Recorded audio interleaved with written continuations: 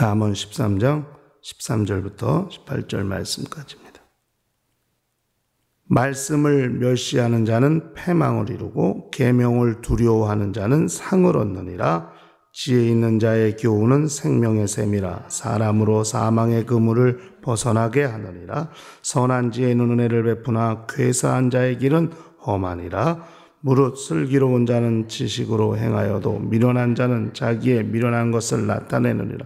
악한 사자는 재앙에 빠져도 충성된 사신은 양약이 되느니라. 훈계를 저버리는 자에게는 궁핍과 수욕이 이르거니와 경계를 지키는 자는 존용을 얻느니라. 아멘. 우리 신앙생활은 말씀을 순종하며 사는 삶을 말하는 것입니다. 말씀을 순종한다 하는 것, 이것은 하나의 원리 아닙니까? 원칙.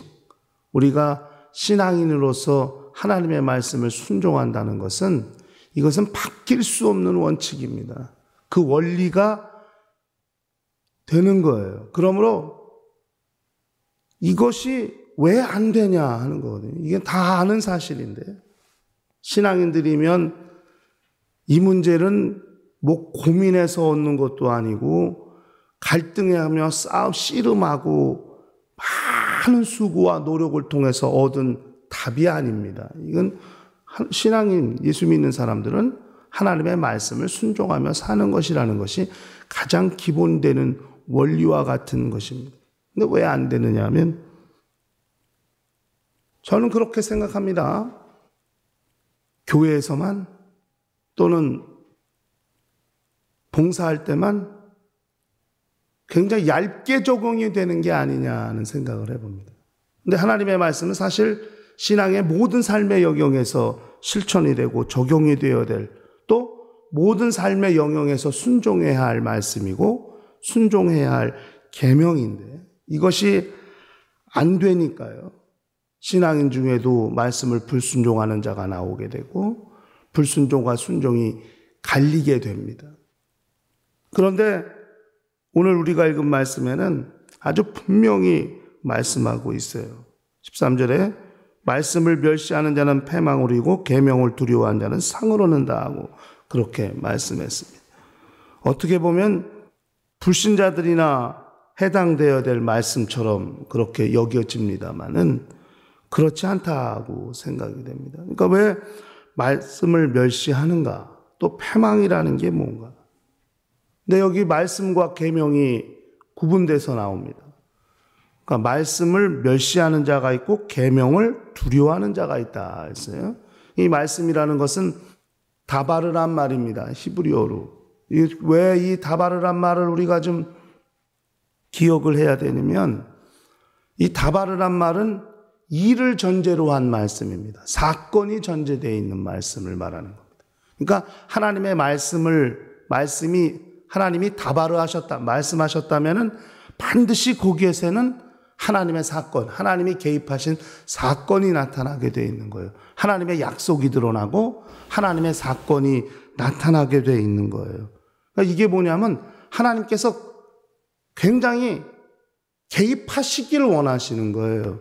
인간의 삶에 어떤 환경에 하나님이 일하시고 하나님이 개입하시고 하나님이 가까워지시고 싶어서, 하나님이 다가오고 싶으셔서 하시는 말씀이에요. 그러니까 반드시 거기엔 하나님이 개입하신 현상, 증거, 사건이 나타나게 되어 있는 거거든요. 그런데 그런 말씀을 멸시한다는 거예요. 그것은 뭐냐면 하나님이 가까이 오기를 거부한다는 말이에요.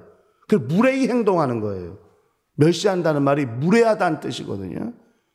그리고 모욕하고 경멸하는 거예요. 그러니까 하나님이 개입하시고 하나님이 도우셔서 하나님의 이적이 나타나고 하나님의 기사가 나타나고 하나님이 손대신 결과가 나야 되는데, 하나님이 말씀하셨기 때문에. 그런데 하나님의 그런 개입을 싫어하고 그런 간섭을 거부하는 거예요. 무례히 행동하는 거예요. 그러니까 말씀이라는 것이 그렇게 무안당하고, 말씀이 그렇게 외면당하고, 말씀이 그렇게 거절당할 때 그 사람, 그렇게 말씀을 거절하는 사람은 패망한다는 거예요. 이 패망 자체가 아예 그냥 지옥에 가서 떨어지듯 아주 이렇게 디스트로이, 아주 그냥 정말 멸해지는, 영원히 다시는 기회가 없이 파멸되는 그런 것이 아니라, 이 패망한다는 말을 보니까 마치 그 담보를 잡듯이 이렇게 저당을 설정하는다는 뜻이더라고요. 하나님께 그렇게 잡혀버린 거예요. 이젠 꼼짝없이 저당 잡힌다는 의미예요. 그리고 결국 그런 사람들은 하나님의 진노를 피할 수 없게 되는 그런 결과를 얻게 되는 것이죠. 하나님의 말씀을 그렇게 말씀에 대해 무례히하는 사람들.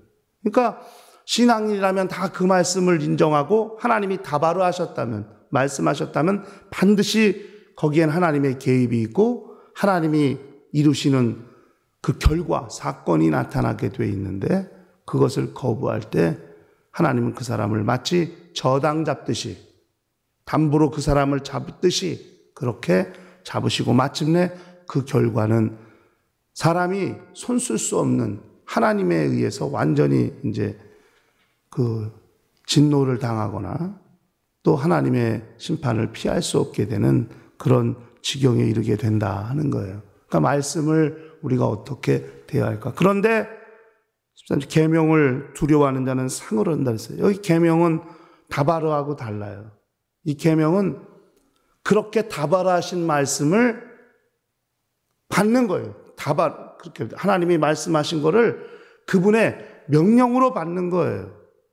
그것이 우리 신앙인들의 모습이어야 한다는 거거든요. 그렇게 계명을 두려워해요.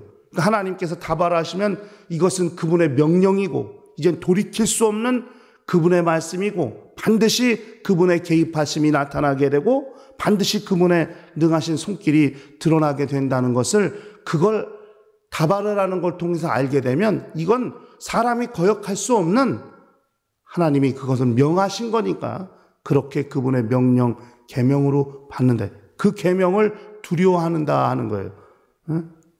존중하고 경외하듯이 그분의 말씀을 그렇게 대하는 자에게는 상이 있다고 말했습니다.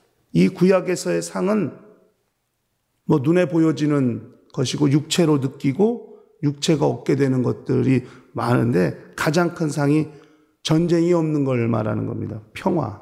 이스라엘 민족에게는 대단히 전쟁이 많았기 때문에 우리나라보다도 훨씬 더 많았을 것이라고 생각됩니다. 그 전쟁이 없는 시대, 화평한 시대, 평안한 시대, 정말 평화가 유지되는 시대, 그 시대, 그것을 상이라고 그렇게 표현을 하더라고요. 그러니까 이것이 말씀을 순종하는 자들에게 하나님이 미치게 하시고 하나님이 느끼게 하시는 결과가 되는 거거든요. 그런데 그렇게 하나님의 말씀을, 그 계명을 순종하는 사람이 있고, 그 계명을 거부하고 무시하는 사람이 있다는 거예요. 그러니까 순종하는 사람은 그 14절부터 해서 18절까지 몇 가지가 나옵니다. 사망의 그물에서 벗어나게 되고, 선한 죄는 은혜를 베푸신다고도 말했고, 또 18절에 가니까 존영을 얻는다고도 말했어요. 그러니까 하나님의 계명을 순종하는 자예요. 결국 그것이 지혜를 얻는 자의 태도이고 그 지혜를 소유하는 사람의 자세일진데, 그런 사람들은 사망의 그늘에서 벗어나는 거예요. 원수가 아무리 덫을 놓고 울무를 놓았다 할지라도 하나님께서 그걸 피하게 하시고 그것을 능히 지나게 하시고 극복할 수 있도록 해 주시는 것이고, 15절에 은혜도 얻게 하시고 존영을 얻으니 하나님이 세상에서 그를 높이시는 역사가 있다는 것이요. 그러니까 하나님의 말씀을 순종하면 살 수 있다고 하는 이 원칙은 절대 바뀔 수 없는 거예요. 우리의 비록 눈에 보여진 눈, 당장에 닥치는 환경, 당장에 보이는 눈은 이건 아닌데, 내가 하나님의 말씀을 이렇게 순종하고 있는데 왜 이런 일이 생기지? 이렇게 눈에는, 당장의 눈에는 어려움이 미칠 수 있고 역경이 미칠 수 있겠지만은, 그러나 그 궁극의 결국은 하나님께 그것을 존용을 얻게 하시고 하나님께서 그를 높이시는 것으로 나타날 수 있다는 거예요. 이 원칙을 의심하거나 이 원칙이 부정되어서는 아니 된다는 거예요. 말씀을 순종하는 것이 복이고 말씀을 순종하는 것이 지혜라고 하는 원칙은 바뀔 수 없다는 거예요. 사람의 눈에 보여지는 현상에 의해서 이 영적인 원칙, 하나님이 정해놓으신 틀, 이 법이 바뀌거나 무너질 수는 없다 하는 것을 알 필요가 있다는 거죠.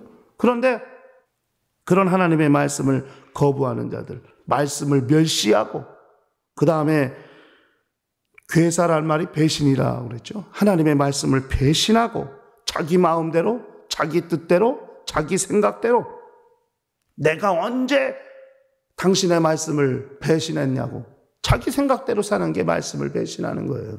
하나님의 뜻, 하나님의 말씀대로 살아야 되는데 자기 뜻, 자기 방법, 자기 생각대로 사는 것 그렇게 살아놓고도 언제 내가 하나님의 말씀을 배신했냐고 하나님의 말씀을 모른 척했냐고 이렇게 말할 수도 있을 텐데 자기 방법, 자기 뜻대로 사는 것이 결국 하나님의 말씀을 배신하는 겁니다. 그런 자들에게는 험하다고 그랬어요. 험하다고. 예, 그런 자의 길은 험하다고 그랬어요. 이 험하단 말이 계속된다는 거예요. 그 어려운 일이, 험한 일이 그냥 한 번으로 끝나는 게 아니라 계속 그런 일이 이어지게 된다는 거예요. 성경은 그렇게 이야기하고 있습니다. 그 다음에 말씀을 저버리니까 18절에 가니까 궁핍과 수욕을 당하게 된다고, 그 수욕이 이르게 된다고 그렇게 말씀했습니다.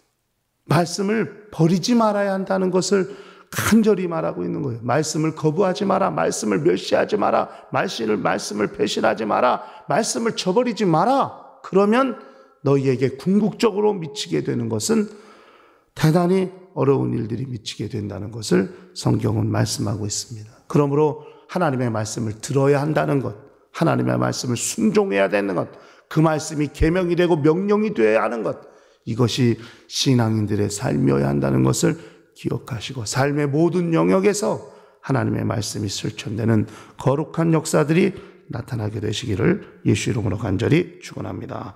다 같이 통성으로 기도하십시다.